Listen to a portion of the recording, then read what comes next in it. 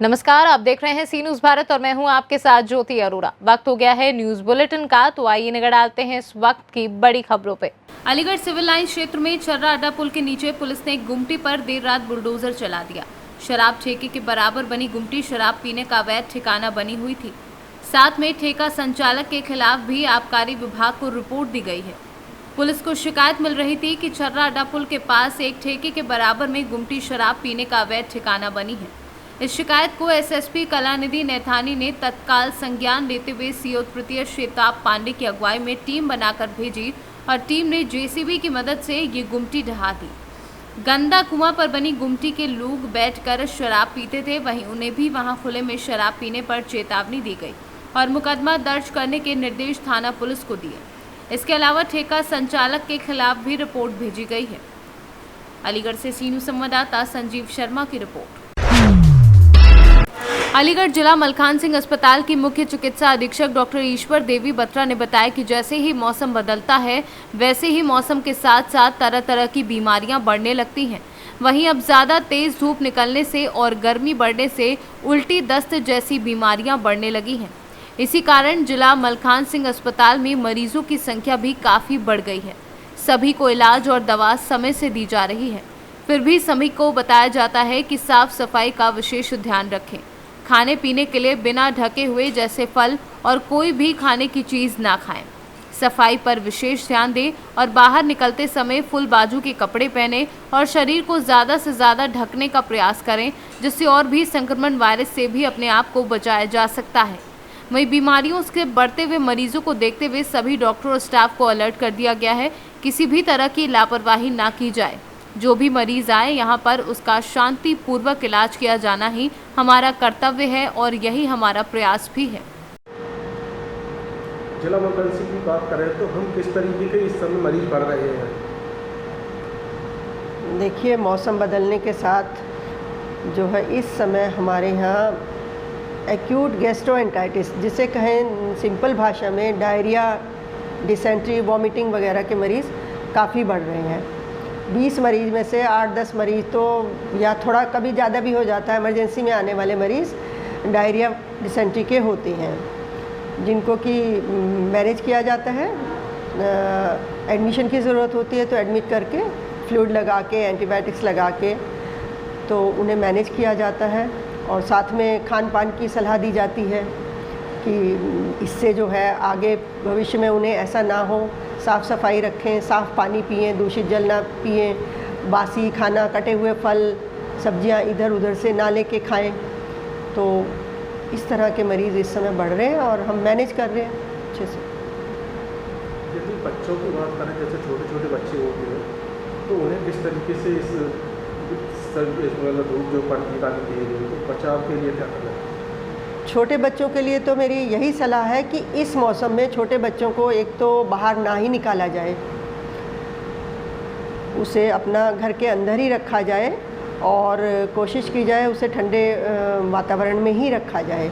और उनके खान पान पे, ख़ास तौर से पानी पीने पे, पानी पे और नारियल पानी है या सादा पानी है या घोल है, पानी का घोल है या नींबू शिकंजवी है, इन पे ज़्यादा ज़ोर दिया जाए। और अगर बच्चे को कभी भी कुछ थोड़ा सा ऐसा होता है, उल्टी है, दस्त है, तो उसको तुरंत नोटिस में लेके तुरंत डॉक्टर से सलाह ली जाए। और तब तक डॉक्टर के पास पहुंचने से पहले अपना लोकल जो है ORS का घोल, नींबू नमक चीनी का घोल बना के उसे दिया जाए। चावल का पानी दिया जाए, दाल का पानी दिया जाए, केला मैश करके दिया जाए, जिससे कि आप जब तक स्वास्थ्य उस पर पहुँचते हैं, डॉक्टर की सलाह ले पाते हैं, तो आपके बच्चे को डिहाइड्रेशन ना हो, जो कि मेन वजह होती है आजकल बच्चों में। उनको सीरियस हो सकते हैं, उनकी जान जा सकती है। तो ये मेरा सभी को सलाह है इस समय। और बाहर निकलें तो बच्चों को बहुत ज़रूरी हो तो अच्छे से ढक के निकलें, डायरेक्ट उन पर धूप ना आए।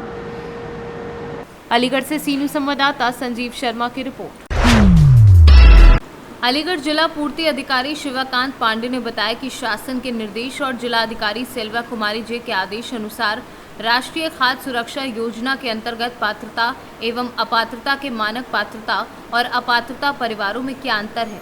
जो व्यक्ति पात्र नहीं है फिर भी राशन ले रहे हैं ऐसे व्यक्तियों को चिन्हित कर नोटिस भेजे जा रहे हैं, जिसका परिणाम ये है कि कार्यालय पर आकर 20 से अधिक पात्र गृहस्थी वाले राशन कार्ड धारक अपने कार्ड को ऑफिस में जमा कर रहे हैं। यदि ऐसा नहीं करते हैं तो उनके खिलाफ कार्यवाही की जाएगी, जो भी शासन के अनुसार होगी। यदि हम पात्र और अपात्र कार्ड धारकों की बात करें तो पात्रता की श्रेणी में आने वाले कार्ड धारक कुष्ठ रोग से प्रभावित, जैसे एड्स, कैंसर से पीड़ित अनाथ माता पिता, वहीं बच्चे, भिक्षावृत्ति, कचरा ढोने वाले परित्यक्त महिलाएं, घरेलू कामकाज करने वाली महिलाएं, भूमिहीन मजदूरों के परिवार, गरीबी रेखा से नीचे जीवन यापन करने वाले परिवार, राजस्व विभाग के प्रमाण पत्र के आधार पर ऐसे परिवार जिनका मुखिया निराश्रित महिला, दिव्यांग अथवा मानसिक रूप से विक्षुब्ध व्यक्ति है एवं इस परिवार में कोई आने वाले पुरुष नहीं है। आवास ही परिवार एवं ऐसे परिवार जिनके स्वामित्व में 30 वर्ग मीटर क्षेत्रफल तक के ऐसे कच्चे आवास हों जो उनकी निजी भूमि पर हों तथा जिनमें वे स्वयं निवास करते हैं। शासन से किस तरीके का निर्देश प्राप्त हुए हैं पात्र और अपात्र को लेकर? दरअसल जनपद अलीगढ़ में राशन कार्ड नए बनवाने की इच्छुक लोगों की बढ़ती हुई संख्या को देखते हुए शासन से निर्देश प्राप्त हुआ है कि ऐसे बोगस या अपात्र लोग जिनके पास राशन कार्ड बना हुआ है या उन्होंने किसी तरीके से राशन कार्ड प्राप्त कर लिया है, उनकी पहचान करके उनके राशन कार्ड निरस्तीकरण का कार्य प्रारंभ किया गया है। उसमें सबसे पहले उन लोगों को नोटिस जारी किया गया है और आदरणीय डीएम अलीगढ़ महोदया के द्वारा एक विज्ञप्ति जो है जारी की गई है, जिसके माध्यम से ये सूचित किया गया है कि ऐसे अपात्र लोग जो हमारे राशन कार्ड से संबंधित पात्रता को धारण नहीं करते हैं, जैसे कि अगर घर परिवार में उनके पास 4 व्हीलर गाड़ी हो, ट्रैक्टर हो, कार हो, 5 kVA का जनरेटर हो, आयकर दाता हो या 5 एकड़ से अत्यधिक कृषि भूमि हो, उन लोगों को अपात्रता की श्रेणी में रखा गया है। तो ऐसे लोग को तत्काल जो है राशन कार्ड सरेंडर करने के लिए कहा गया। अगर वे राशन कार्ड सरेंडर नहीं करते हैं तो इस कार्रवाई के बाद या इस अभियान के बाद जो है उनसे जो है जो भी चीज़ें वसूली के संदर्भ में लिखी गई हैं चावल और गेहूं का, उस संबंध में उनसे जो है कार्रवाई प्रारंभ की जाएगी। अभी तक कितने कुछ सरेंडर हुए हैं? अभी मुख्यालय स्तर पर मेरे कार्यालय में कम से कम जो है 100 से अत्यधिक जो है कार्ड जो है राशन कार्ड लोगों के सरेंडर करने के लिए आ चुके हैं और प्रतिदिन कम से कम 15 से 20 जो है राशन कार्ड जो है सरेंडर करने के लिए आवेदन आ रहे हैं। ये अभियान कब तक चलेगा और क्या कोई समय सीमा रखी गई है? नहीं, ये इस अभियान की कोई समय सीमा नहीं रखी गई, लेकिन जब भी ये अप्रैल के अंत तक जो है हमने लोगों को कम से कम एक छूट दे रखी है कि आप अपने स्वयं के माध्यम से अप्रैल के अंत तक जो है अगर आप कार्ड सरेंडर कर देते हैं तो आपके ऊपर कार्रवाई नहीं बनेगी। अदरवाइज हम इस महाअभियान के बाद जो है कैंप लगा करके कार्रवाई प्रारंभ करेंगे और उन लोगों को चिन्हित करेंगे जो अपात्र हैं और राशन कार्ड हासिल कर लिए हैं, उन पर जो निश्चित रूप से कार्रवाई की जाएगी। उनसे वसूली की जाएगी, फिर इन पर कार्रवाई निश्चित की जाएगी। अलीगढ़ से सीनू संवाददाता संजीव शर्मा की रिपोर्ट। नगर निगम की बोर्ड की बैठक में पार्षदों ने जमकर हंगामा किया। बोर्ड की बैठक स्थगित हुई। नगर आयुक्त के खिलाफ बोर्ड की बैठक में हुआ निंदा प्रस्ताव पास। पार्षद और बसपा से मेयर का आरोप, शहर की समस्या को लेकर नगर आयुक्त नहीं करते मुलाकात। सिविल लाइन थाना इलाके के जवाहर भवन में बोर्ड की बैठक के दौरान जमकर हंगामा हुआ। दरअसल पूरा मामला थाना सिविल लाइन क्षेत्र अंतर्गत नगर निगम भवन का है, जहां आज बोर्ड की मीटिंग के दौरान नगर निगम पार्षदों ने जमकर हंगामा काट दिया।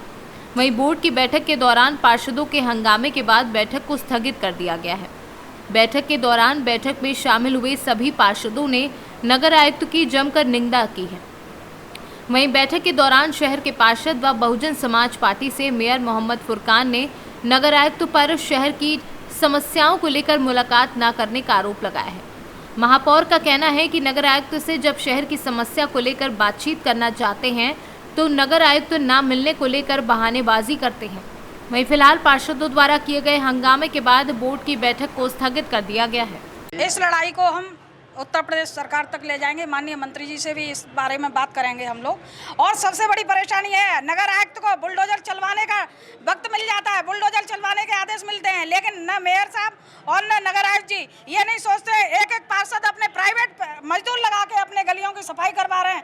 कहीं पे भी ऐसा कोई मजदूर नहीं पहुँचता है, सफाई कर्मचारी नहीं पहुँचता है जो एक भी पार्षद संतुष्ट हो मेयर के काम से या नगर आयुक्त के काम से। नगर आयुक्त जी के लिए आदेश मिल जाता है, वहाँ गरीबों पर बुलडोजर चलवाते हैं, लेकिन आदेश ये नहीं मिलता है इनको कि कूड़ा उठवाएं और मजदूरों को अपने वार्ड वाइज लगाया जाए। ये बताइए, और कहीं कहीं मेयर के बीच में और आपस में तीनों के बीच में, ये बताइए इसमें शहर की जनता सफर कर रही है, क्या मानते हैं कौन जिम्मेदार है? शहर की जनता क्यों नहीं सफर करे? पानी आ नहीं रहा भैया, हम एक एक बूंद के लिए जनता तरस रही है। हम लोग पागल हो रहे हैं। हम सुबह से यहाँ तैयार होकर 8 बजे से पूरा मैनेज करके हम यहाँ आए हैं। वो तो मीटिंग खत्म, एक दिन पहले लेटर जाता है कि मीटिंग हो रही है, 1 घंटे बाद होती है मीटिंग खत्म। हम लोग पागल हैं क्या? हमारी जनता तरस रही है। क्षेत्र में पानी नहीं है, गंदा पानी आ रहा है, महीनों से शिकायत है, अभी तक कोई समाधान नहीं हुआ है। आप भाजपा की पार्षद हैं? जी, मैं वार्ड नंबर 59 से पार्षद हूँ। नहीं, आप बताइए, आप क्या कहेंगे कि अधिकारियों की कहीं की मनमानी है? बिल्कुल, अधिकारी अब अपनी मनमानी कर रहे हैं और क्या कर रहे हैं, हम लोगों को पागल बना रहे हैं। हम क्षेत्र की जनता को मुंह नहीं दिखा पा रहे हैं, क्या करें? ये बताइए बहन जी, सुनिए, पेयजल की समस्या से जूझ रहा है, कब तक इसको जो है शहर की जनता को निजात मिलेगी? आप लोगों ने वादे किए थे, आपकी सरकार है, उसके बाद भी जनता के आप वादे पूरे नहीं कर पा रहे, कौन जिम्मेदार है इसके लिए? सरकार इसके लिए केवल नगर आयुक्त और माननीय महापौर जिम्मेदार है। और मैं अपने समस्त साथी पार्षदों को बधाई देना चाहता हूं, जिन्होंने आज नगर आयुक्त के खिलाफ निंदा प्रस्ताव मेरे प्रस्ताव पर सर्वसम्मति से स्वीकृत किया है। और मैं अपनी भारतीय जनता पार्टी को, अपने संगठन को, अपने सभी पार्षदों को धन्यवाद देना चाहता हूं। लेकिन इसमें जो अधिकारी नगर आयुक्त जो जानबूझ के अलीगढ़ में, मैं समझता हूं कि कोई राजनीतिक मंशा से अलीगढ़ के विकास को ठप करे हुए हैं। और इसका जवाब हम भारतीय जनता पार्टी के पार्षद और सारे पार्षद मिलकर ईंट का जवाब पत्थर से देंगे।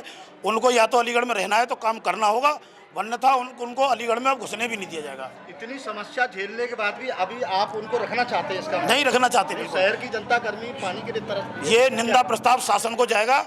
और अगर इसमें मैं माननीय महापौर जी पे यहीं से खड़े होकर आरोप लगाता हूं, जब निंदा प्रस्ताव पूरे सदन ने सर्वसम्मति से पास कर दिया तो उनको उतनी जल्दी मीटिंग खत्म करने की क्या जरूरत थी? इससे ये प्रतीत होता है वो भी कहीं ना कहीं नगर आयुक्त के सहारे पे चल रहा है, चोर चोर मौसेरे भाई वाली बात कर रहे हैं। और मैं ये मांग करता हूँ, यहाँ से मांग करता हूँ कि नगर आयुक्त के खिलाफ जो निंदा प्रस्ताव हुआ है, अगर उसे माननीय महापौर शासन को नहीं भेजते हैं तो 100% माननीय महापौर की नगर आयुक्त से मिली भगत है। क्या हुआ? आज बोर्ड की मीटिंग थी, उससे पहले 16 की रखी थी, वो आगे बढ़ गई। फिर 19 के लिए इन्होंने कहा आगे बढ़ने कि नहीं, लोग बहुत परेशान हैं। मेरे 80 पार्षद परेशान हैं, मेरा दोनों MLA परेशान है शहर के, और वो MP परेशान है। मुख्यमंत्री ने पैसा दिया, हमने उसको लगाया, बनना चाहिए, काम होना चाहिए। नगर आयुक्त साहब का मेयर से मिलना नहीं है, 3.5 महीने हो गए, कोई टेलीफोन पे बात नहीं, पार्षदों से फ़ोन पे नहीं मिलते नहीं, MLA को वो नहीं उठाते, MP का वो नहीं उठाते। और नगर आयुक्त जो होता है, एग्जीक्यूटिव पावर सब उसी पर है। उन्होंने जो फाइलें उन्हें बहुत पहले क्लियर करनी है, अब तक तमाम काम हो गए होते, वो काम रुके हुए, तमाम शहर खुदा पड़ा हुआ है। ये तमाम चीज़ें पूरे शहर की परेशानी हो गई, शहर का काम रुक गया। तो आज बोर्ड की मीटिंग रखी थी, तो मैं ये समझता था कि मेरे नगर आयुक्त यहाँ नहीं है, वही बात। और जितने अधिकारी हैं, बोर्ड का जो अध्यक्ष होता है वो इतना पावरफुल होता है, बोर्ड मीटिंग बुलाने जब चाहे बुला सकता है। मीटिंग रखी, तमाम अधिकारियों को लिख कर भेजा कि जो मौजूद हैं, जो छुट्टी पे नहीं है, वो यहाँ आए, लेकिन एक भी नहीं आया। मुझे लोगों ने बताया, नगर आयुक्त ने ये कहा फोन करके कि एक को भी नहीं जाना, नाम नहीं बताने से मना कर दिया उन्होंने। अब आप मुझे बताइए, बोर्ड की मीटिंग हो, मेयर यहाँ का मीटिंग बुलाए और एक भी आदमी ना आए, कितना अन्याय है, कितना जुल्म है। शिकायत करेंगे आप इसको लेकर? मैं सब करूँगा, बिल्कुल करूँगा। निंदा प्रस्ताव बीजेपी के पार्षद लेके आए, जितने वहाँ पार्षद मेजोरिटी में थे, सब ने हाथ उठा के पास किया। आप थे वहाँ नहीं, सब ने पास किया, 1-2 को छोड़ गए, सब ने 60-65 लोगों ने हाथ उठा के कहा।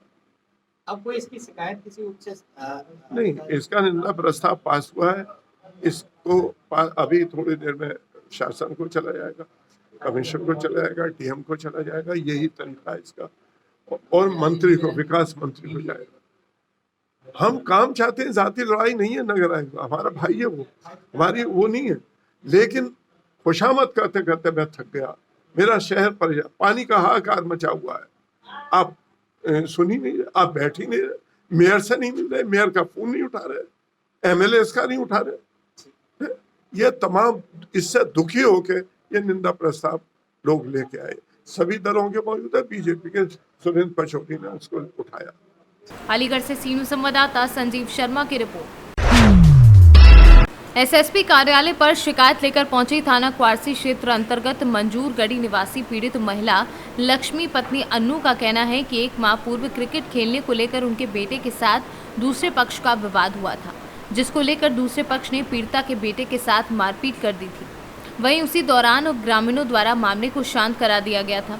घटना बीते दिनों की है, जब पुराने विवाद को लेकर दबंगों ने उनके बेटे से मारपीट कर दी।